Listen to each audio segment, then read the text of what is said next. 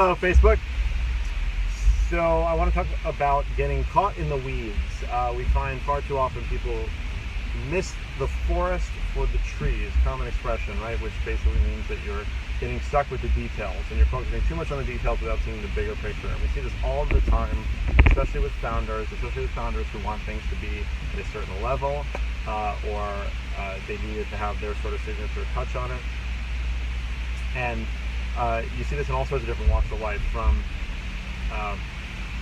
from business and as well as personal, but in terms of like growth, marketing, sales, one of the things that I used to say is that when you're like, obviously I love processes and perfecting processes and making processes better, but you have to balance that with the volume of the process.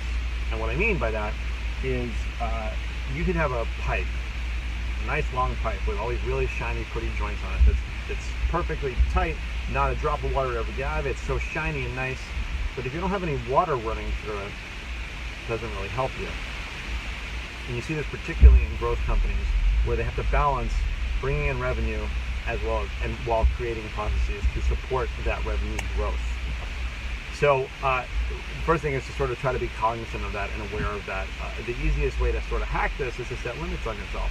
So me personally, like, I like to tinker with all sorts of tech and tools and research studies and whatnot, but I typically give myself a 15-minute limit. So if I want to learn a new tool like HubSpot or Infusionsoft or something like that, and I do not want to learn Infusionsoft, I can assure you that, I would still give myself 15 minutes. Now, I'm not going to learn a complex tool in 15 minutes. There's no way. But my goal is to basically know enough to be dangerous. So I need to know enough to basically know who the who I need is. I've talked about this before, about how you don't need to focus on the how, you need to look at the who. But sometimes you need to get into it a little bit to understand the who. But the problem as a founder particularly is it's very easy to go too deep, too far, and end up in a rabbit hole where 12 hours later you've learned ClickFunnels, but you missed out on all these other things. And so you need somebody who knows more about it than you. You need to know just enough so that you can maybe ask a question or two and qualify what you're trying to get to. But getting caught in the weeds will not only hurt you in business, but it will most certainly lead to a lot of overwhelm. Hey Blake, yeah, I know you do that because you geek out on this stuff. You love it. You like those tweaks. And then we lose sight of the big picture. So we see this with product launches. We see this with documenting processes, with setting up sales, like all of those kinds of things.